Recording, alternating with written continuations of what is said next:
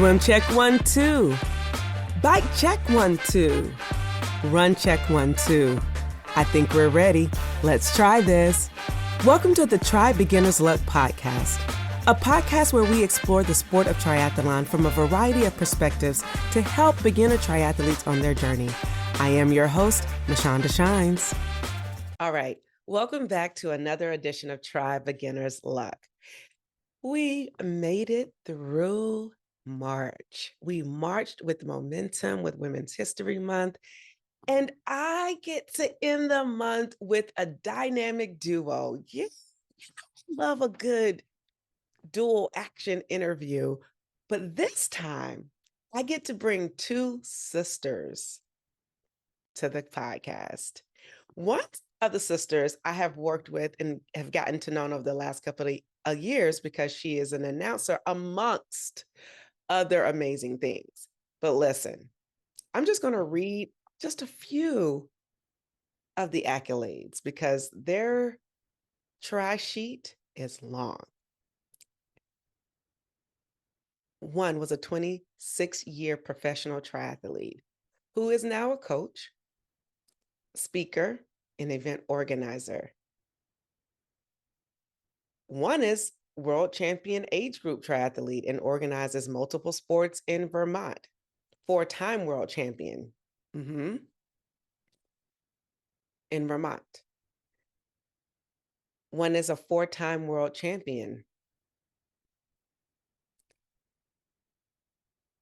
One is a USA Triathlete Masters Triathlete of the Year. One is a 7 times ITU World Cup winner.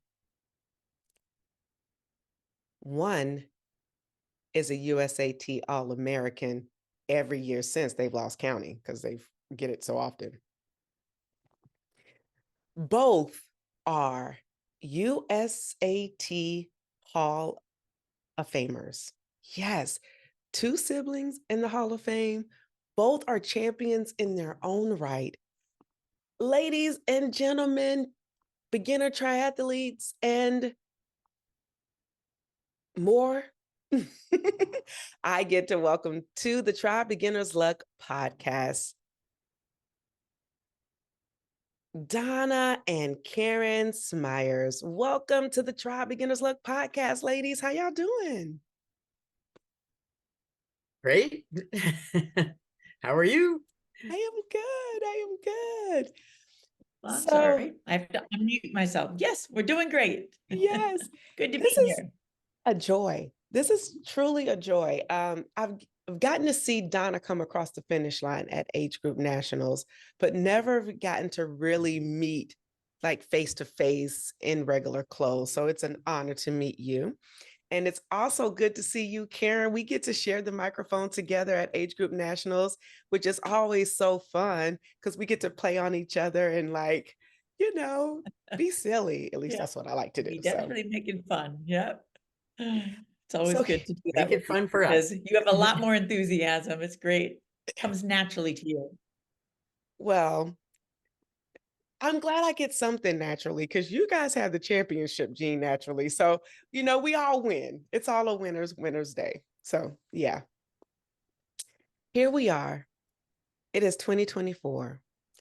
And who would have thought that there will be 2 high-performing sisters here at this point and at this time? I think what's most curious to me is finding out your beginning story. Like, how did it start? Because what I know and can read about is that you had your highs, but you also had your lows, and then you had your highs again. But it's all about that first story and how did you get started? So who wants to start first? I think Karen, because you're probably the oldest in the sport, even though you're not the older sister. Right? I did get a little head start on Donna in triathlon, but she definitely led the way in our family in terms of getting into sports. We have 7 kids in our family. So growing up, I was the 4th oldest. So the 3 older than me were doing swim team, and Donna started doing gymnastics, and they all joined the tennis league. And I just was following in their footsteps, to be honest, just, wanted to tag along and do everything that they were doing. And so it kind of set the stage, and I ended up really enjoying swimming quite a bit, and that became my focus in college. But even then, I couldn't just choose one sport. And so when spring came around and the swimming was over, I decided to walk onto the track team, and that's how I got involved with running.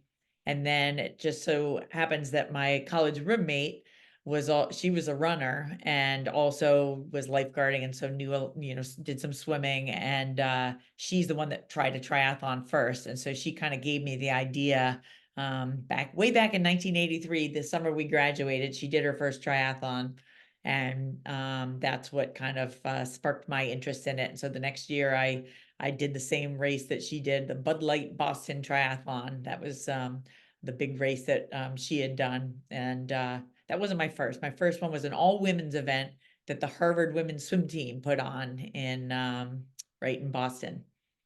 Little sprint triathlon with a pool swim. So that was my first one. And I should throw out that my bike got stolen the night before the race. So we had gone to the pre-race meeting and then stopped in Harvard Square to get a bite to eat. And I left my bike, the bike I bought with my paper route money, I left it lying against the window, thinking I could see it while we were eating. And I must have lost track of it for a second. And all of a sudden after dinner, I'm like, oh my God, my bike is gone. So I had to borrow that same roommate's bike because she wasn't doing it the next day. So I did it on a borrowed bike, and then it was a good excuse to get a new bike. So that was actually probably helped me in the long run. I love it. So shout out to roommates who got you into the sport. And so, Donna, tell us about your kind of introduction to sport, because you started after Karen, right? Right. Well, as Karen said, like, I considered myself an athlete growing up, but the big difference between Karen and me is I am pre-Title IX and she is post-Title IX. Those 4 years make a really big difference. So in high school, it wasn't until my senior year that they had to start a girls swim team, because, the boys had one. With Title IX, they had to let girls have one, and girls weren't even allowed to run. They finally, my senior year, because of Title IX, they let girls run on the boys track team or cross country team. But up until then, girls weren't even allowed to run. So I did not know that I was an endurance athlete at all. I like to do things, but I did gymnastics because that was what girls were allowed to do. And I really should have been an endurance athlete all along, because that's what I'm good at, but I didn't know that. So then when I was after college working up here in Vermont, and I was hearing about Karen and our two brothers doing triathlon down in Connecticut, and I'm like, I know how to swim. I know how to bike. I like to bike. I'd already biked across the country as just a bike tour. And I used to run to lose weight. And so I thought, well, I could sign up for one. And the Burlington Triathlon was basically the only thing I saw. That's what was here. And it was almost an Olympic distance. And so I did minimal extra training. I mean, I mostly commuted on my bike and went swimming 2 or 3 times to make sure I still could swim, and hoped I could make it through the 6-mile run. And it was a weekend after Labor Day in Vermont, so the water was 56. This was before anybody had heard of wetsuits. They cut the swim in half I think they made it like 1/3 of a mile. And it was very cold, very wavy, and I really thought I was going to stop by the first lifeguard, but we made a little turn and I kind of caught my breath and I ended up finishing it. But it was surprisingly hard, but I still liked it because I was able to do it. I finished totally middle of the pack. 2 different experiences. It's like, Karen, you started your career having to overcome. Well, the equipment thing was always a little bit of a challenge with me. I did much better on the swimming, biking, and running than I ever did at like staying on top of equipment needs and keeping up with advances and stuff. I always like sort of would have preferred if everybody just raced on the same bike and the same helmets and everything. Like I didn't enjoy that part of like having to, oh my gosh, now there's these new, aero helmets and I'd have to, find one that I liked and that fit me well or that, new, updates in terms of learning how, new shifting procedures. Or I remember when the aero bars were first invented and a guy that was local had kind of come up with his own called Circ bars. And I used to see him every week on a weekly time trial that we did around Boston, and he was quite fast. And I remember him saying, "Hey, Karen, you've got to try these. I just put them on my bike and I'm, biking the time trial at 1 or 2 minutes faster, this 10-mile race." And I was like, all right, if you'll do it for me, so he set me up with these things and I started using them. And I never would have like been the one to go out and say, oh, wait, there's these new things. I better put them on my bike. So I definitely benefited from other people sort of just forcing me to adopt the new technology. But I actually used just regular training wheels on my bike, not the kind that keep you from falling over, but not race wheels. I didn't need the training wheels quite, but biking was definitely my worst. So at times I thought I maybe should have those. But for the first 5 to 6 years that I did triathlon, I was racing professionally and I did not get race wheels on my bike because I was like, I'm not good enough to deserve those. Like, I'm not a very good biker. Like I would feel like an imposter to have all this fast equipment on my bike. But it turns out that part of the reason I wasn't very fast on my bike is because I did not have the fast equipment. So once I got an actual like disc wheel on my bike, I all of a sudden jumped up several places in terms of my ability on the bike. So lesson learned, but it's always been one of the biggest challenges for me.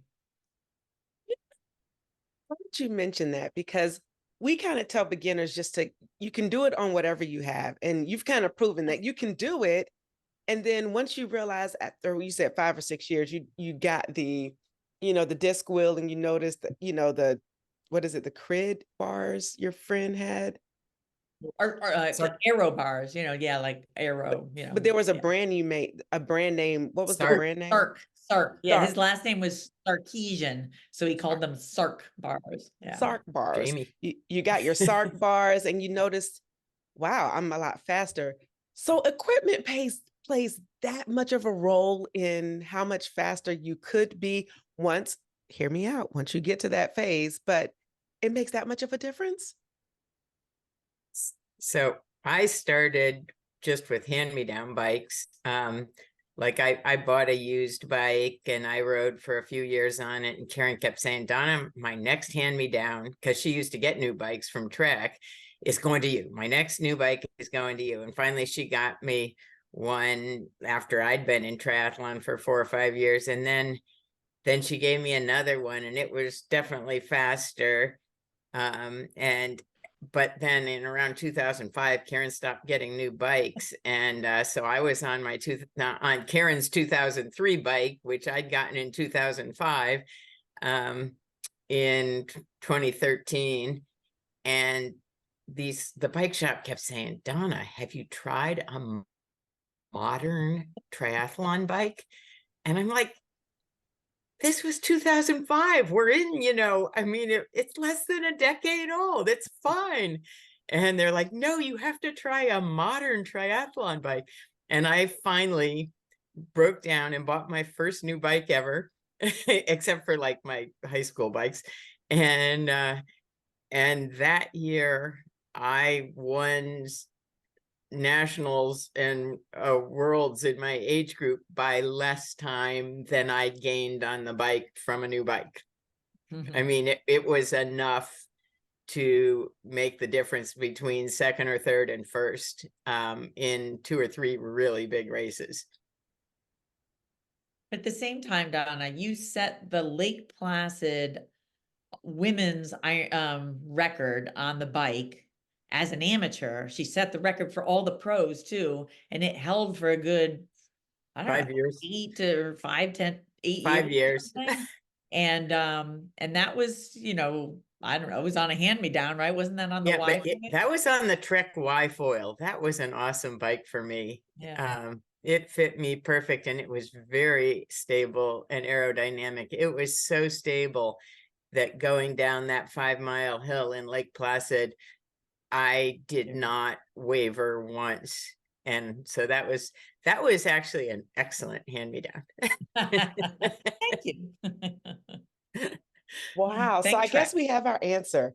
It does make a difference, but it doesn't have to be the end all be all when you're getting started. So wow, that's good to know, especially for like myself. So I'm taking that in. On beginners too, I tell them that you don't want to start with the best equipment because then you don't have an excuse. In the beginning, you want to be on like a mountain bike so that when you don't bike that fast, you're like, well, of course I wasn't very fast. I was on a mountain bike. Whereas if you start with like the best equipment, then what's your excuse? Just that you haven't trained. And as you plateau a little bit, sometimes it's really helpful to be able to buy a little speed, because like as I get older, it's like, okay, my body's not going to get faster, but every once in a while I can make an improvement by buying something.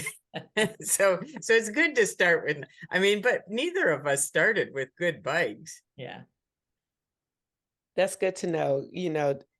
Make the actual engine run before you add components to the engine. And once you add components to the engine by upgrading it, then you'll start to hear the engine purr a little easier. Yeah. It's always better if you can invest a little bit of time in terms of just, improving your training, it's you're going to get a lot out of that in the beginning, but that you don't really need to invest the money right from the beginning. Right. Except when it comes to safety and things like that. I do remember when they first got clip-in pedals, and I felt like that was an improvement that was just so much safer when I was first riding with the toe clips, that you had a toe cage, you had to actually use your hand to pull it down over your foot. And then you couldn't get your foot out unless you used your hand to release it. I mean, you could in an emergency maybe pull your foot out, but I used to put it really snug because I wanted to hold it in there. And if you came, all of a sudden you had to use both hands to brake when you're coming to a stop, you needed one hand to get down and get your foot out or you'd fall over. So the clipless pedals were huge, advance in terms of safety and convenience. And so I would recommend something like that pretty early on. And if you're really committed to being on the bike a lot. So my mind has just been blown. I have to admit, how you hear people. So this is what I feel like. I feel like obviously I am sitting with triathlon royalty, and you've been around so long that you've really seen the sport evolve, not only just the sport evolve, but the technology evolve. Like I'm sitting up here thinking about toe cages, like what's that? And that's kind of like the Gen X, the Gen Zers talking about what is clip? What's a dial phone? What's a dial phone? Right. So this is like, wow, my mind is blown listening because I couldn't imagine a life without clip pedals. And yet you're saying you didn't even have clip pedals starting out. It was toe cages and how uncomfortable it was. And you guys were able to make do. You should have seen the saddles we had to sit on too. Oh my God. That has been technology that has saved my life, I think. Thank goodness for Terry. Yeah. The Terry butterfly made it so I could do an Ironman. If it weren't for that saddle, I would not have ever done an Ironman. Wow. So, okay, let's just talk about that for a second. What have been some of the major, excuse me, what have been some of the major evolutions you've witnessed that have made a huge impact in how you try and how people try today? Can we talk about that for a second? My first thing is the wetsuit. I would not be doing triathlons today if it weren't for the wetsuit, because our lakes are never warm and I don't warm up easily. There were no wetsuits in triathlon at the beginning. I Okay. mean, and to have wetsuits so you can swim in colder water and not freeze is just like, for me, it's night and day. Mm. And in the beginning, they probably did have, there might have been some people that would just grab a surfer wetsuit or something and they would try, but it was very awkward to swim in because it wasn't meant for shoulder mobility and, flotation the right way. So it didn't make you faster. It just got you through the swim. But then Quintana Roo realized like, oh, this, people want to be able to swim in these things. And they started playing around with making wetsuits for triathletes. And when Scott Tinley started showing up at warm weather races, warm swim races with a wetsuit on, people are like, I wonder why he keeps wearing that thing, even when the water is 80 degrees. And then people realize like, oh, he's figured out that they're faster to swim in if you have the right thing. So then it became this whole thing where they started making, temperature regulations and things like that. But yeah, Quintana Roo was definitely on the cutting edge there of making a wetsuit that was meant for triathletes to swim in. So we have the clip and the toe cage, that kind of transition. We have wetsuit. Well, no We have wetsuit to air. wetsuit. Oh, yeah. And now you can add swim skin because that's a new latest Right. invention. We Right. have Aero bars. aero bars. We have saddles. Yeah, Nutrition. women specific saddles. Like in the beginning, every bike came with a men's saddle. There was like nobody thought about the fact that women's anatomy is different than a male's. And so Terry was one of the first saddle makers that actually made saddles meant for women. And it was just life-saving. Yeah. That And made the me bike laugh. shorts. Oh, and bike shorts. Yeah. Isn't that sad Men's that bike shorts. right, men's bike shorts. Isn't it sad that no one really thought about that back in the day? It's like, hey, you do have men and women, but again, that's the beauty of the evolution, I think, of sport and seeing how things have evolved and how things have changed, and yet some things remain the same. So to that point, what things have pretty much remained the same? I mean, yeah, Mashonda, swim, bike, run, that order. Okay. But outside of the swim, bike, run order, what has remained the same that hasn't really veered off much in the years that you've been in the sport? I would say it's partly just the kind of camaraderie that you get when everyone comes together at a race, that it is one of the few races where, you'll have the professionals on the same course as the women, as the amateurs most of the time. I mean, there's a little more separation sometimes these days with the waves and sometimes on different days even, but generally you're doing the same venue and course as the professionals, and everybody has sort of a certain amount of just respect for everybody in the sport. And so I think that part of it hasn't changed, that just sort of all feel a little bit of a connection to each other because of that. And yeah, I think there's still, just the challenge of, learning to transition from one sport to another. I think that, science has evolved a little bit in terms of, how to get better at every sport. And certainly people have gotten a little faster at transitions. If you watch like the Olympians, how quick they can transition from one thing to another. But you can't really do too many hacks. You just still have to figure out how to run out of that water, get up to your bike, change all your equipment, run your bike out of transition. So I don't know, there's a certain kind of still the same sport. That's what I think is. I mean, it's still the same sport. It's just little tweaks, like, yeah, the style that people wear, or the cap and goggles probably haven't changed too much since the beginning. But now you have a little computer in the goggles that Right, you yeah, you can listen to tunes now. You couldn't listen to tunes. or look at your pace per Your 100 or right, your your pace stroke while you're rate swimming. or yeah. But and running hadn't changed too much till we got these brand new shoes in the last 5 years that have made all the difference in race pace. Put some springs on your feet.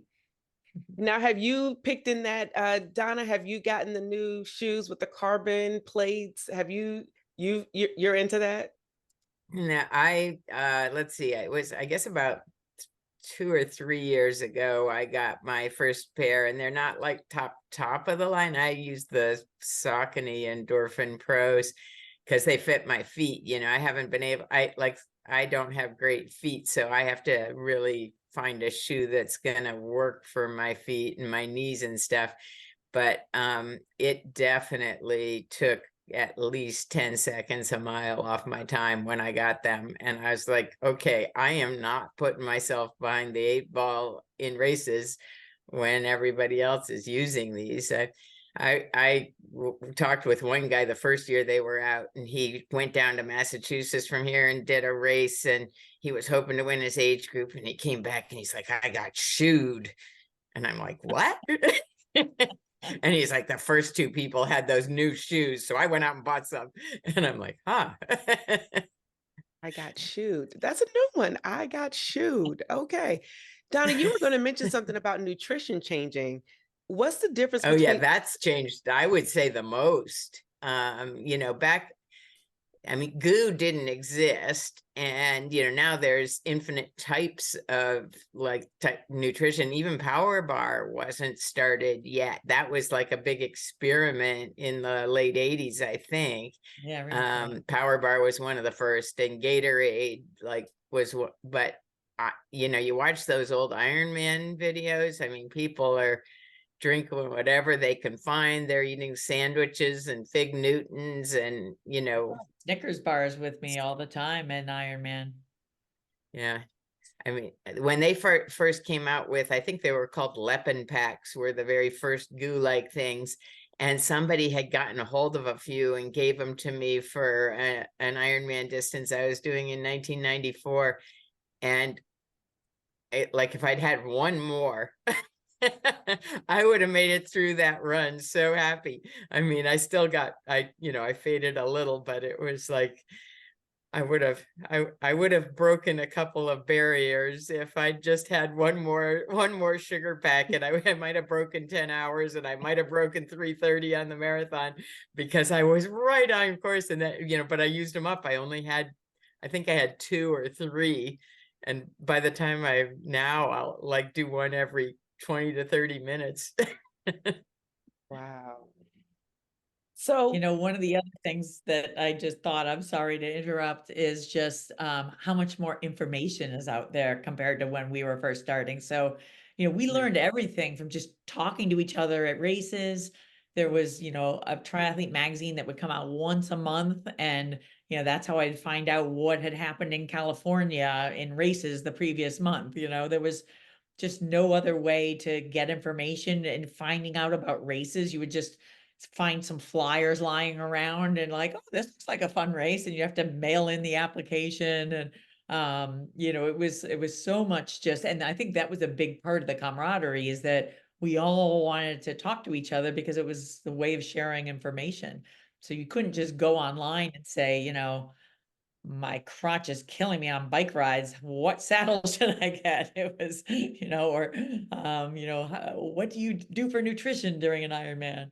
And I was stupid enough that in my first Ironman, and I had talked to people and I was still an idiot, but my first Ironman, I thought for some reason that my stomach would not be able to handle calories on the run, that my stomach was too finicky. So I was just going to have to make do with what I had on the bike. So I, ate and drank some stuff on the bike and started the run, and just was taking water for the first 8 miles. And I felt great for 8 miles. And then all of a sudden it was like, a little wind up toy that just ran out of wind up and I was like walking, I was like, wow, this Ironman thing is really hard. I was like, oh my God, I have so many more miles and I'm completely exhausted. And then I was like, well, I did hear people say, don't drink Coke until the final 10K.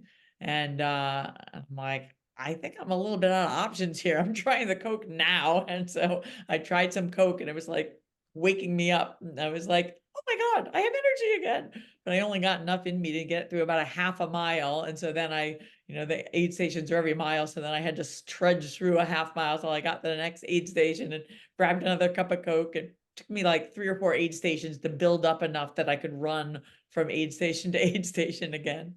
Right. Hard ones. When Karen, I was in that race, and of course I was hours behind. Um, and Karen was going back when I was heading out, and I saw her. I'm like, "Go, Karen!" She's like, "Drink Coke. It's great."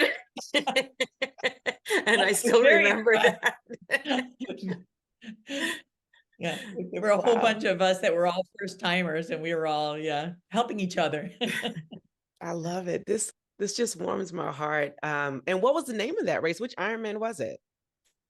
That was Kona. That was Hawaii. So back then you Oh, didn't have to qualify at an Ironman. We did shorter races to qualify.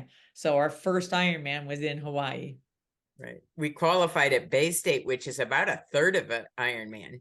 It was like a mile swim, a 40-mile bike, and a 10-mile run, I think, or maybe even a little less than that. Yeah, I think it was a 10-mile run, 40-mile bike. Yeah. And I qualified at Mike Pig and I, once Donna and my husband had qualified, and I was like, I want to do Hawaii. And I had Dave McGilvery was my agent, and I said, can you find out how I could qualify? And he talked to the Ironman CEO at the time, and he's like, well, let's see, Mike and Karen want to do Ironman. Let's see, let's put up a couple. What races you guys doing the rest of the summer? And Mike and I were both doing Chicago, the Olympic distance, and he's like, I'll put up a couple slots in Chicago for you. So he put up 2 nice. slots. I didn't even win. McKeely Jones beat me. But she's like, I don't want the slot. You can have it, Karen. I was in second. So she gave me the slot and Mike Pig won and got the slot. But it was so not Different. yeah, back then. They couldn't get enough pros in a way. I mean, it wasn't like it was people fighting to beating the door down. It was kind of, all right, if you want to qualify, you can come. Pretty So funny. McKeely Jones back in the day gave away her slot to Kona to you. And then you and McKeely kind of went back and forth a couple of times as you guys grew in your professional career, correct? That's right. Yeah. Okay. So So go ahead. no. I just wanted to ask, when did you go pro? Because I think I didn't ask that question earlier because we got caught up in talking about other things. So when did you actually qualify to go pro? So I started racing in 1984, and I turned pro in 1985, but pro just meant that I entered the pro category, that I didn't really change my lifestyle at all. I still had a full-time job. So I worked for a computer consulting company in Boston up until 1989. So I would just train on, my lunch hour before or after work, hardly ever before, mostly lunch hour and after work. And then in 89, my company kind of went on half-time for a summer because they were not doing well financially. And so I was able to use that extra time to get better on the bike finally. It was the one thing that was hard to fit in, when you're working full time. And I got a lot better that year. And then my company actually decided to go bankrupt. And so instead of looking for a new job, I became a professional full time. So that was kind of a nice way for it to work out for me, actually. So I don't know if I would have had the courage to ever quit my job back then.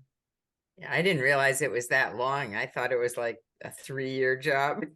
No, all the way from 84 to 89. I actually had a real job. Didn't stick.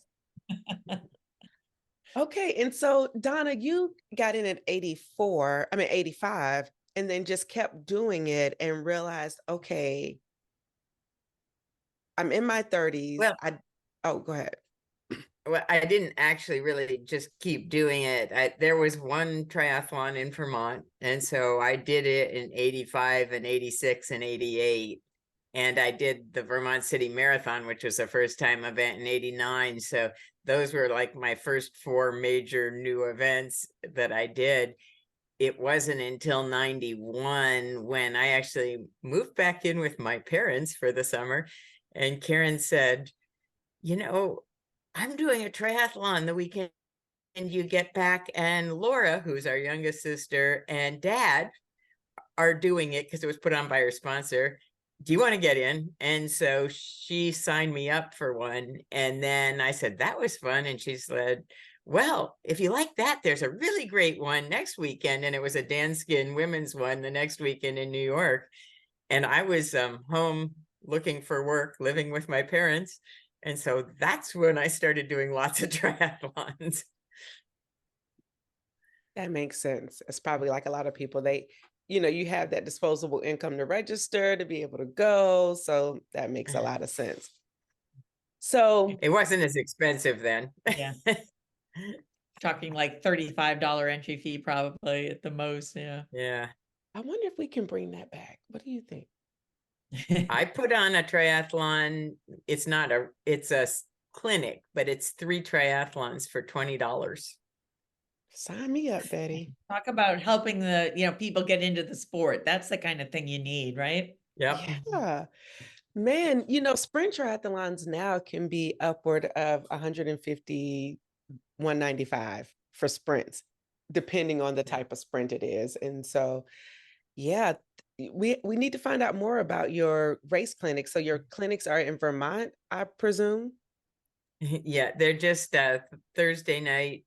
They're really just mini triathlons, but they don't, to make it so that you can do all 3 for one USAT entry. And we put on a little bit of I'm supposed to do a little education each time, but each time we just do a short triathlon. It's a 1/4 mile swim, a 9 mile or almost a 10-mile bike, and a 2.5-mile run. And they just sign up once because it's considered one clinic. So there's one entry fee and one USAT, I guess it's called bronze membership now. And but the problem with it is it's limited to 45 people. Because it's small. Half the population of Vermont. Up until last year, it was up to 40 people, and I had never sold out. And then last year, all of a sudden, we started selling out, and it's because all the other triathlons, except for Vermont Sun, have closed in triathlon. In Vermont, there's only one other place where you can do triathlons in Vermont, and that's at Vermont Sun a few weekends, and that's it. That's too bad. I can only imagine how people are gravitating towards that because it gives them an opportunity to practice. And so it's not only, it's like you can practice, you can learn, you can make mistakes, and you don't have to feel like, man, I just spent $120 and I made all these mistakes. But if you're paying $40 to practice, I think more people will do that. That's something that we should, okay, that's an idea to figure out how to reproduce that. You need a race director like Donna that's willing to do a lot of work and not make any money out of it. She's doing it out of the goodness of her heart, so.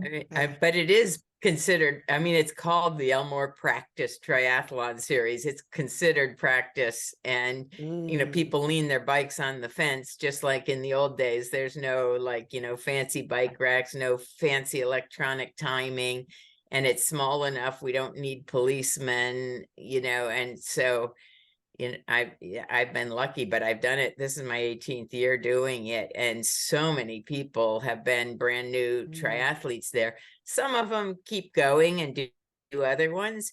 And some of them just come back year after year and do this one because they don't want to spend more than $20 doing a triathlon.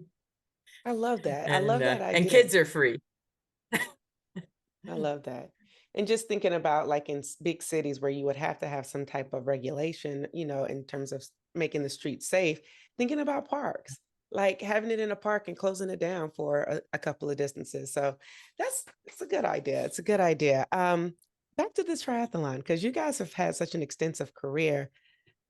Wow. When did it start clicking in for you that you were like beyond competitive and started winning after winning? And yeah, so that's my first question, because you both have had very successful careers. And so when did it click for you?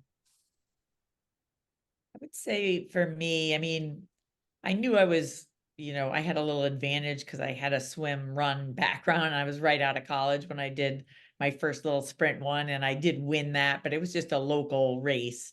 And that, I think I did another Olympic distance shortly after, and I did not win that. And I was like, oh, this biking thing's a little bit harder when you have to go 25 miles and you're not a very good biker. So, that kind of, piqued my interest. And so then, I started working on it. I think my big breakthrough in terms of thinking, oh, wow, I can race against, some of the top professionals was at that Bay State Triathlon that Donna and Michael qualified for Ironman. The first year I did that, there was some good prizes, and they brought in, at the time, it was Colleen Cannon was one of the top pros, and Allison Rowe, who had won the Boston Marathon, was doing triathlon, and she was racing. And there were a couple of other people, Beth Mitchell. So some pros that I'd heard of from like out west, California and Colorado. And I ended up winning. And not only that, but I outran Allison Rowe on the run. Like we were running side by side, and then I was able to pull ahead of her. And so that was kind of cool. And that's where, yeah, I really kind of got the idea that, wow, I could really pursue this. Um, Mm. yeah. Now, what about you, Donna? Because you have won so many age group titles. Yeah. When did it click for you? I really thought I was middle of the pack always to Karen, because I never had really excelled at swimming, or I told Karen I was never going to get under an 8-minute mile for running ever. And then a year later, I was running like 6s in a 5K, but I didn't know what training did because I'd never done it. And so I was in my mid 30s, and the first year I did those triathlons in 91 that Karen had signed me up for, and then I just kept doing them that year, I would come in like fifth, 35 to 30 or 30 to 34. I would not be podium. And but it wasn't until I think I really got better on the bike when my car broke and I had to commute 18 and a half very hilly miles each way to Yukon, where I was going to physical therapy school. And every morning I would be late, and I would go as hard as I could to get to school on time. And then training that did too when I was biking to and from work. and then I would I would just drag home. But I had to do like a couple 100 miles a week doing that.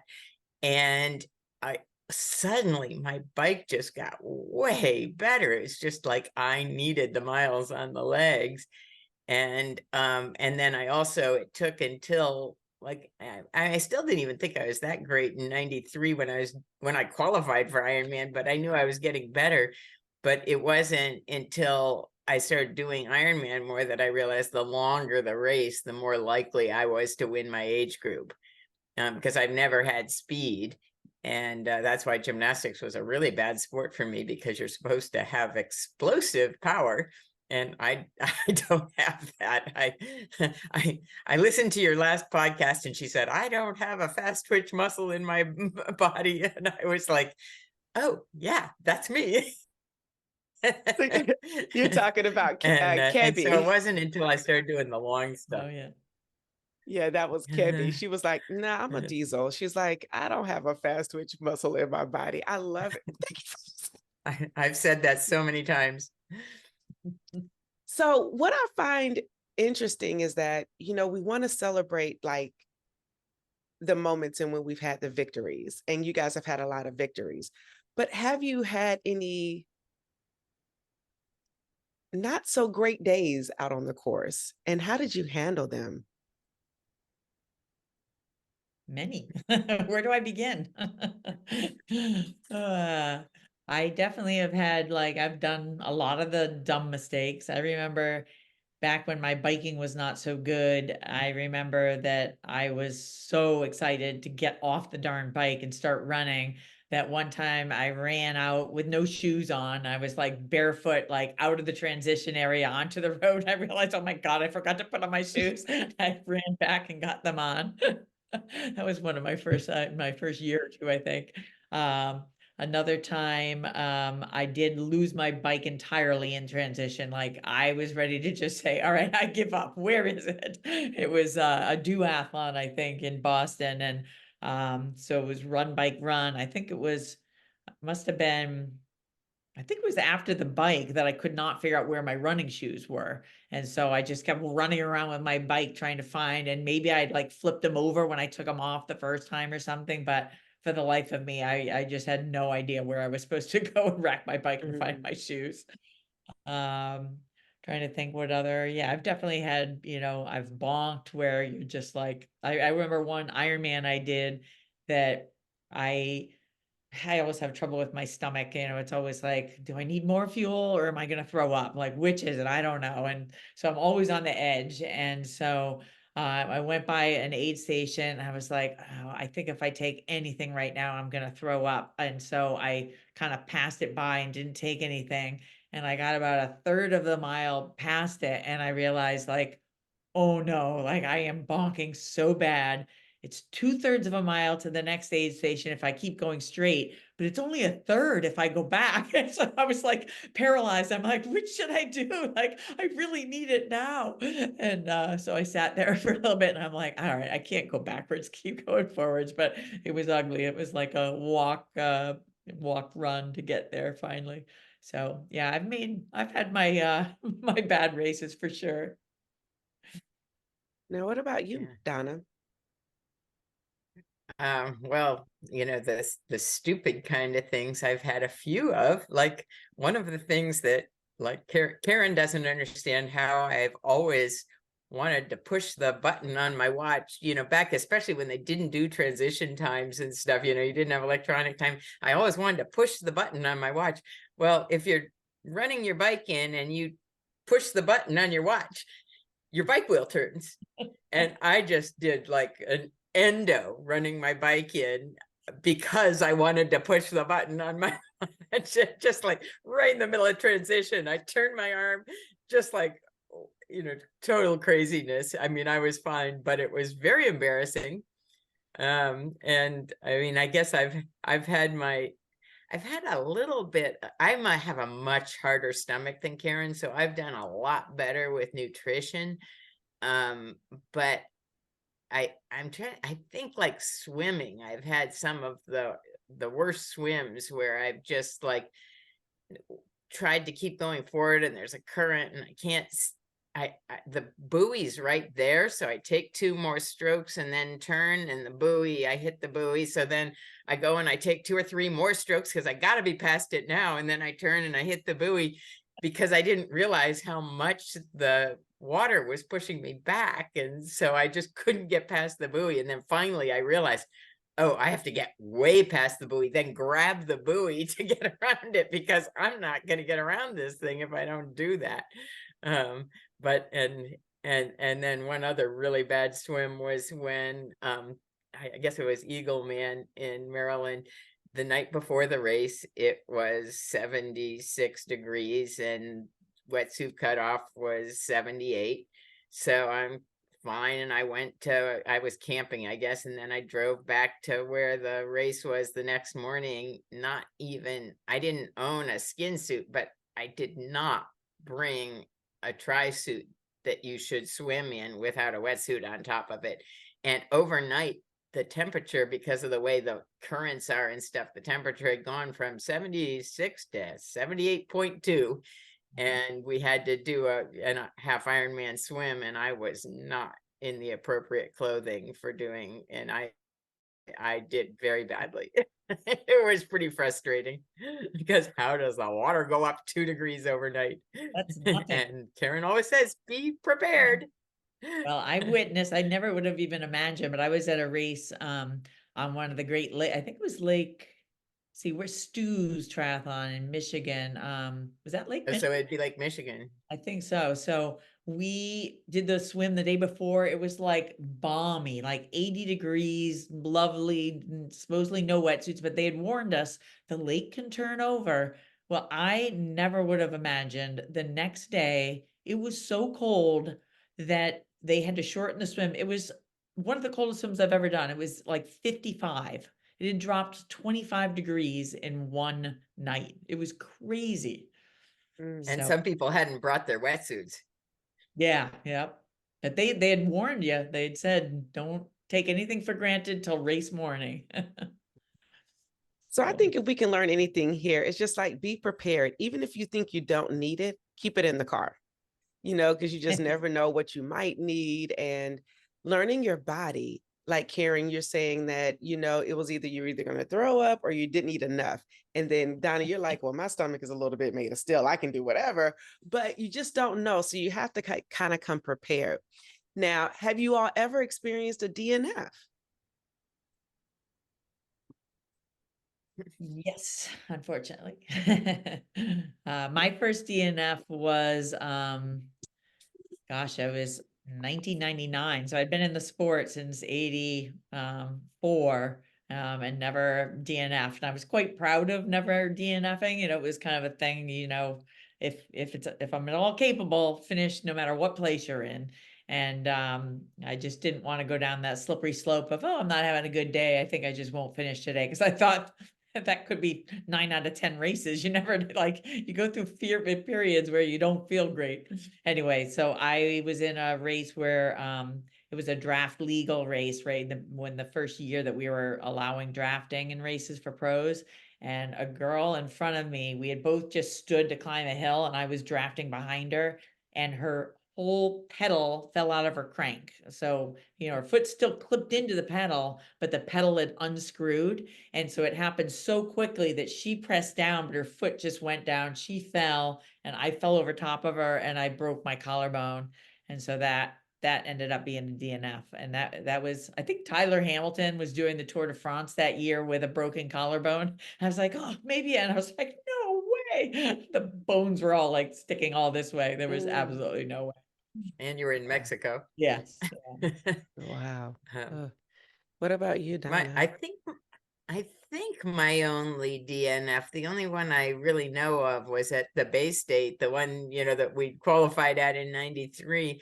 A couple years later, I was sick. I'd had a cold and I was feeling better enough, like, okay, I can do this. So I did the swim and I did the bike and I started doing the run. And every time I ran, I would go into a coughing fit and I'd have to stop and walk. And it was a 2 5-mile loops. It was a 10-mile run, but it was 2 5-mile loops. And so every time I would run, I would break into coughing. So I'd walk some and then I'd try to run again and then I'd cough some. And by the end of 5 miles, I was like, I've done this race.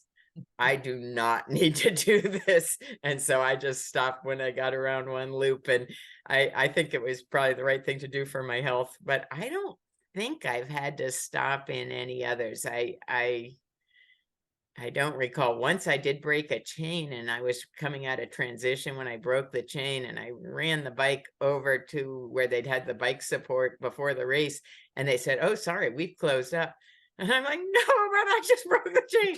And they actually patched it together for me. And it was a nationals and I ended up doing, not well. I lost like 10 minutes, but still I was able to finish the race, albeit more slowly.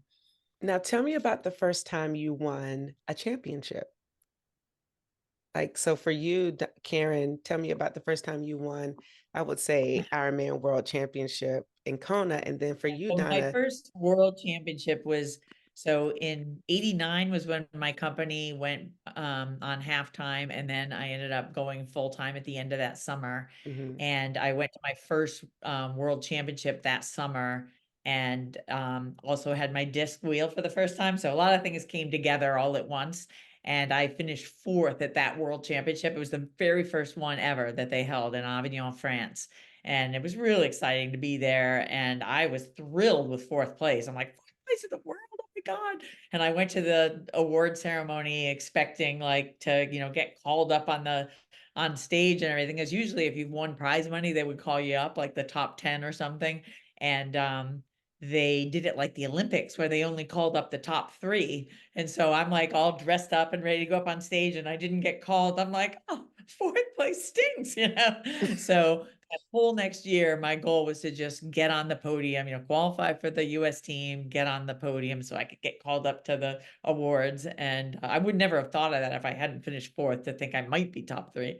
But the next year it was in Orlando, Florida. And just with the trying to get into 3rd, I somehow or other found my way to the front and won the race, and it was very unexpected, and that was very cool. I was right in Disney World, and I got to high five Mickey Mouse on the way into the Magic Kingdom. Now, let me just So, ask yeah. you this. Was that race when you got 4th, was that like the catalyst for you that you started from there, just started to win, you know, multiple It times? totally gave me confidence. It was one of the first times I'd ever like passed a bunch of people on the bike. Usually I would have a good swim and then I would one by one, people just go by me on the bike. I had a really tough year qualifying for the US team that year. There were 3 qualifying races. They took 2 men and 2 women from each race. And the first 2 qualifiers, my goal was, get on the US team. And I finished like 4th or 7th, or I just had terrible the first 2 races. And on the 3rd race, I was this close to quitting triathlon. Like I was getting passed on the bike again. And I was just like, I friggin' hate biking. I hate triathlon. Like, I'm just going to be a runner. And I said this in the middle of the race. I said, this is ridiculous. I'm not putting myself through this anymore. And but when I made that decision, I like just said, okay, good. Doesn't matter anymore. Just relax and finish the race because you don't quit, in the middle of anything. So I finally just relaxed and finished the bike, got off the bike, had stopped counting what place I was in because it didn't matter. I was quitting. And I just started running and I started to catch a couple people that weren't as far ahead as I thought. And then after like 3 or 4 miles of the 10K, all of a sudden I see a motorbike up ahead next to a person. I'm like, what's that motorbike doing in the middle of the road? And as I get closer, I'm like, oh God, they're with the leader. Like, I'm like, I can win this race. And I went up and caught her and won. I'm like, I love triathlon. I love my bike. I'm on the US team. So It's amazing how funny. things can change. And I really do think I was putting so much pressure on myself that I was all tied up in knots. Every race, I wasn't racing well because I had this goal to achieve. And so I was so concentrating on where I wanted to finish that I forgot to just do what you need to get through the race properly. So it was a good learning experience. That is a huge learning experience, especially for anyone who's listening. It's like, relax and just Yeah, do yeah. it. I told And myself stop that thinking ahead, like, think of right now, yeah. right now. Mhm. That's a word for me. So thank you for helping me. Because just today I was like, relax, like on my run, just stop running so tensely, just relax. And so just that's a message for me. So I received that wholly. Donna, tell us about your time that you won a championship for the first time. I don't think I'd won nationals at all. I think it was 97 at Ironman that I won something for the first time. I just turned 40. So I think that was what it took before I started winning, was I had to turn 40 and get in a new age group. I'm pretty sure that's what really made the difference. And so 1997 was a really hard year at Ironman. It was one of those, super, super windy years. And I don't think I had any particular expectations. I'd gotten 3rd in 93 and 95 when I'd done it. But I did actually, probably the biggest win I ever had was in 94 between my 2 Konas. I mostly just did what my housemates and friends were doing. I was living with a couple other triathletes, and they signed up for Martha's Vineyard Ironman, which was not an Ironman brand, but it was the full Ironman distance. And we went there and we all trained together, and we just had a lot of fun training. And I think we went through so much lemon lime Gatorade in that household that I've never been able to drink it again. But anyway, we went to Martha's Vineyard, and I just had a good day all day. And my friend Kathy, who I was living with, was like, Donna, you're going to win this. Donna, you're going to win this. And I'm like, no, I'm not. I'd never won anything, but I actually was first woman, and did a 10:01 Ironman, which is by far my best. It was a lot, it wasn't as hot as Kona. It wasn't as hilly as Lake Placid, but it was like my first real win. I mean, it's my only triathlon real full win, as first woman. And but then the next year when I went to Kona, my time was quite a bit slower because it was a way harder day. But I won my age group at Kona for the first time that year. And so that was when I realized that it wasn't just there was nobody there in Martha's Vineyard. I can do this in this age group. And As a that's it. side note, Really, every time I get into a new age group is when I have a really good year, because 5 years later, being on the cusp of Title IX, Karen's in my age group for a year every age group. She's 4 years younger than me, and so we overlap. 1 year at nationals, she got first and I got second in our age group when she went back to age group racing. it's the only time I ever did it, actually. Now she would beat me, so I can't do it anymore. I was just going to mention though, when she won Martha's Vineyard, they only held it 1 year, so she's the record holder and only, record holder, reigning champion, lifetime champ. Yeah. Wow, I was going to ask, had you all ever raced together? And we found out our answer that you guys did race together. So you placed first, Karen, and Donna, you second. But now I want to know, what was your most memorable championship win? Well, I think it has to be an Ironman, just because you have so many hours to remember. So I'm sure Hawaii, there's just, it's just such a long period of time to be out there in a race. And so, and you just go through all these ups and downs. So for sure, 95. And it was kind of a, memorable year, because it was Paula's had announced that she was retiring from the sport. And I had finished second to her the previous year. And I was thinking, gosh, if I, ever wanted to have a chance to actually beat her, it has to be this year, because she's not doing it anymore. And she, had won it 7 times before, and was definitely the reigning queen. And so my whole race was kind of revolved around her, which is probably a mistake. But my whole goal was to stay with her on the bike. And in the beginning of the bike, we, after about 10 miles and got out on the Queen K, and it was super windy, and the minute we hit the headwind, just seemed like she just started to kind of cut through the wind like a hot knife through butter. And I was more like a, stuck in piece of toast and peanut butter. I was just not going anywhere.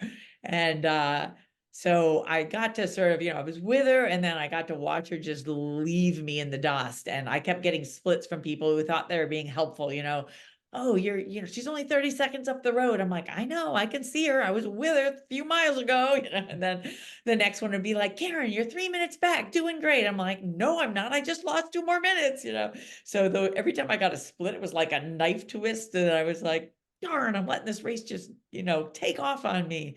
And I was just beating myself up. And I ended up getting off the bike, 12 minutes behind her, which was not in my plan at all.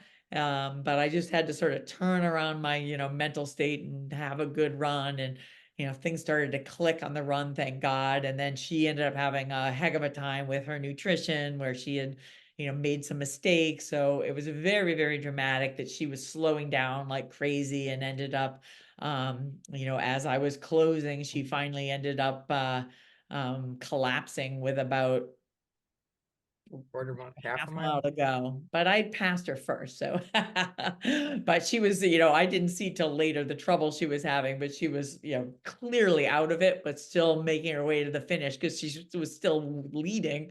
And I think after I finally got by her is when she, like, her last thread of willpower to keep going was like, okay, good. Thank God I can sit down and rest.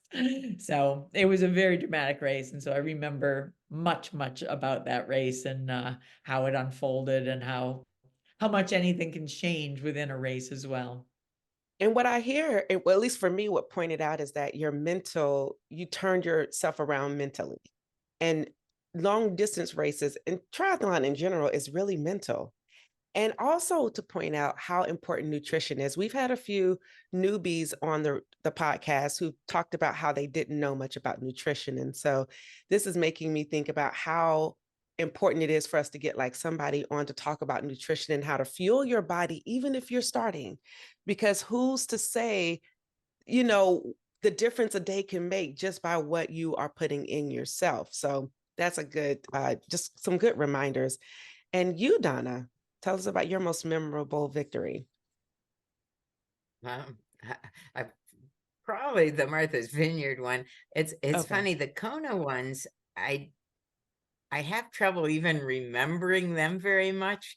They're just, they're just so long. And when I get done, like people all talk about being elated at the finish and everything. And I'm always like, oh, thank God it's over. But the one day that I felt great all day, pretty much besides the Martha's Vineyard one, was the Ironman Lake Placid one that Karen talked about me setting the bike course record on. Mm-hmm. I had this bike ride that I was just having a great ride, and like they were covering it for ESPN or something, and Dave Scott was commentating, and he was interviewing Karen while I was on the bike. He's like, who's tearing it up out there? Is Karen Smyers' sister? And I had there was a pro race there, like I can't remember who won that day, but I ended up fourth woman. It's the only race where I would have won money had I registered pro in my 30 years of triathlon. I never would have won money in a triathlon except for that race. And I felt really good the whole day. And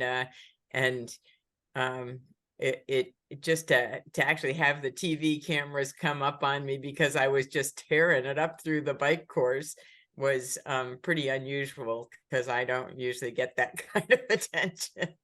So that was very memorable for me. There's a few other memorable things that were not because they went well. I'm sure we all have that type of memory, but I love how you and your sister both can go back in that deposit and you remember the details. And Donna, you kind of answered this, that certain races you don't remember because they were just like, you were just happy to like be done with it. But I've been so enamored with hearing the stories, and especially like your first one, how you're able to recount that so well as if you were in it in this moment. And so that's been a joy to just kind of listen to from the both of you, is just hearing you recount these stories. I really could talk to y'all all day. Like, I want to pull out more. And I feel like we just have to set it up for a part two. Because Donna, you're still racing. Karen, do you still race, Karen, or lightly? I do things for fun now. I do adventure races. Okay. Occasionally, I have a something going on with my heart that doesn't really allow me to race the way I used to. So, Okay. I find other ways. I can still train, and I just can't quite do it at the level I would like to race. Got you. And so, but you coach, and don't you coach I Donna? do coach. Yep, yep. And so, yeah, I'm very involved still in the sport. I don't coach because I can't imagine being coached. I have never been able to conceive of having somebody tell me what to do. I've always just sort of gone with what other people do and what seems to work for me, but I have never had a coach or like when I coach somebody, I give them sort of a overall, okay, you need to do about this much a week, and this is what your long run should be. And I give them a little written up plan for the next 3 months and say, hope it goes okay. So Donna, have I never seen you in a Team Psycho kit? Yeah, I have worn Team Psycho. They kicked me off of the team when I joined the Green Mountain Multisport. I don't think we ever kicked you off. No, they did. They said I wasn't allowed to be on 2 teams. Oh, If I was going to be on Team Psycho, I had to wear. So from like 90, was it 95 or 94 or 5 that Doug and Kathy and I joined as the kinetic contingent of Psycho. And then it was around 99 maybe that they formed the first the Green Mountain Multisport up here, and I wanted to join it, and I had to pick which one I was going to be on, so I decided to do the local club. But I mean, it's not like we're coached or anything. Team Psycho isn't all coached by Karen, it's just some of them. yeah. Okay. But that was a really good sister banter. Do you guys have a lot of moments like that? Because I feel like we've missed out on that. We remember certain stories the same and certain ones different. It depends how many times they've been told. And from If whose they've been told a lot, perspective? Fair.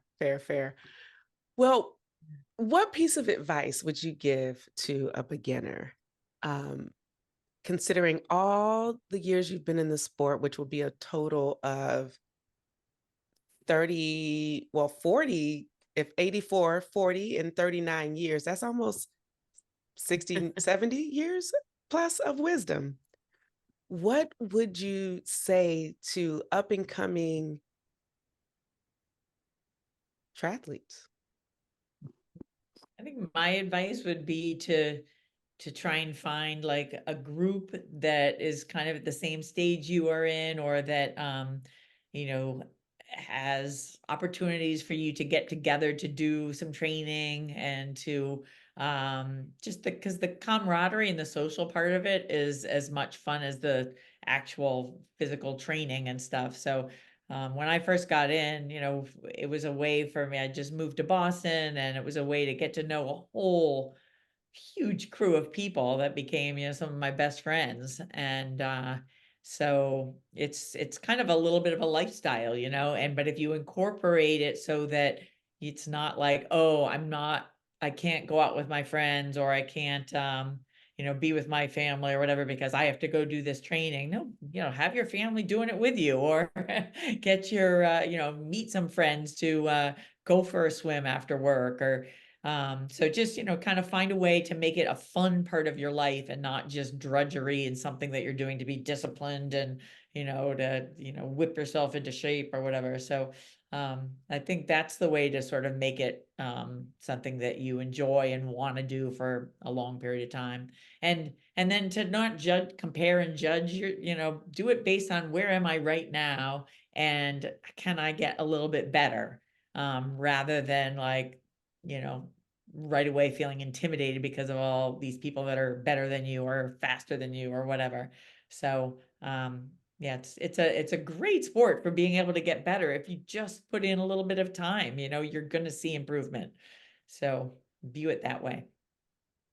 Yeah, and my advice is, like, I see a lot of people who want to do triathlon and they think Ironman is triathlon. And you know, Karen did triathlon for 10 years, almost 9 years before she tried an Ironman.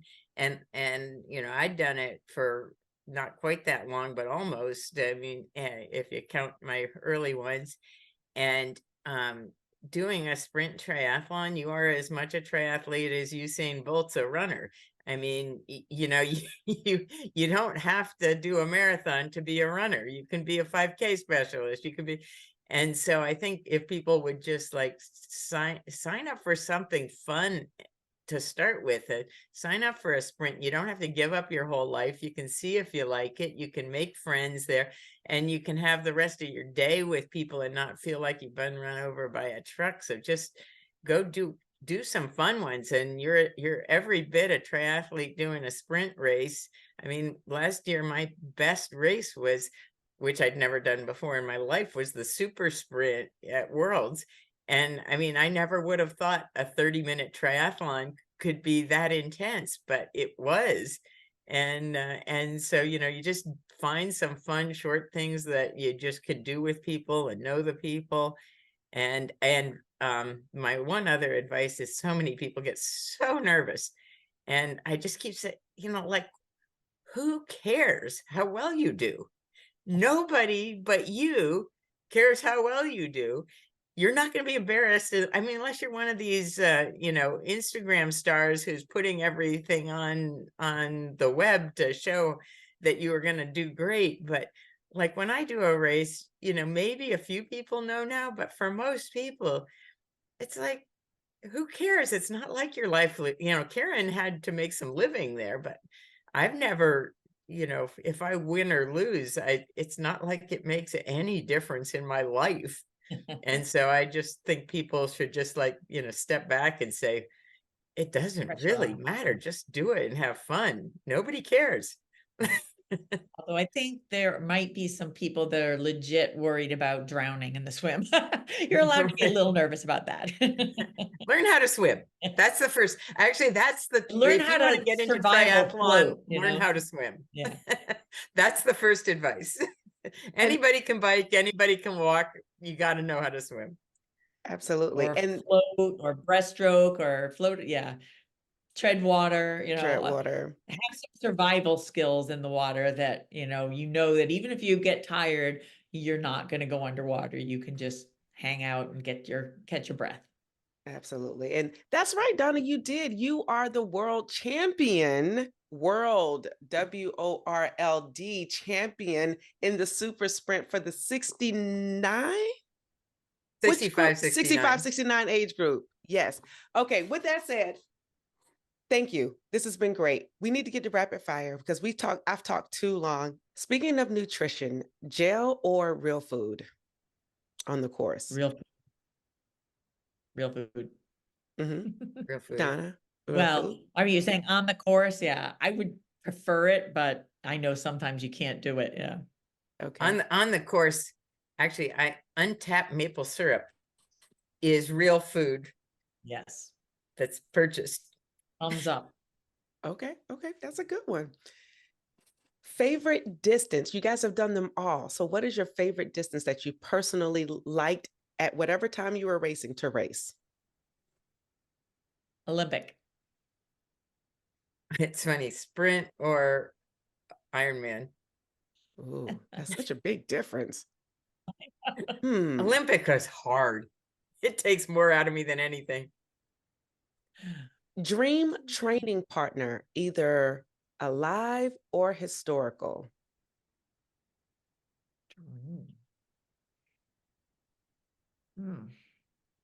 Well, I'd say it was ideal when Michael and I trained together because then, yeah, we were always just doing stuff together. So it was nice when I had my husband training with me all the time. Okay. I guess I'm sort of that way. When Eric used to run with me, we used to just have long runs, but biking, I can't think of who I'd want to bike with. Swim start, wave or mass start? Wave. Wave. Okay. Morning or evening workouts? Afternoon.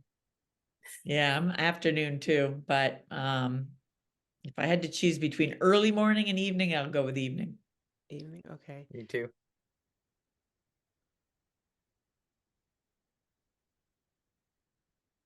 Do you pee on the bike or get off and take a proper pee break? There's money at stake, pee on the bike. Right. I most of the time I pee on the bike, but I've gotten a little more conservative as I've aged. Yes, to the conservative with the little shoulder lean. I am here for that. Well, thank you so much. I feel so honored to have been able to be here with the Smyers sisters, Karen and Donna, both champions in their own right. both Hall of Famers, the only sibling Hall of Famers in history, right here at the Try Beginner's Luck podcast. We are doing it. We have this saying, whenever you try beginner's luck, you always win. And I feel like I won by having you guys on today. So thank you so much for being here. We have this new segment called Ask a Coach. So if you have a question that you want to get answered because you want to kind of improve but don't have the funds, go visit us on YouTube. It's exclusively on YouTube. It's called Ask a Coach, where you can submit a question in and we will get your question answered. With that said, whenever you try beginner's luck, you always win. My name is Mashonda Shines, and we are out. Peace. Bye, everybody. Thank you for tuning in and listening to this episode. We need your help so we can continue to try at TBL. So for more information on where you can find and subscribe to this podcast, visit www.trybeginnersluck.com.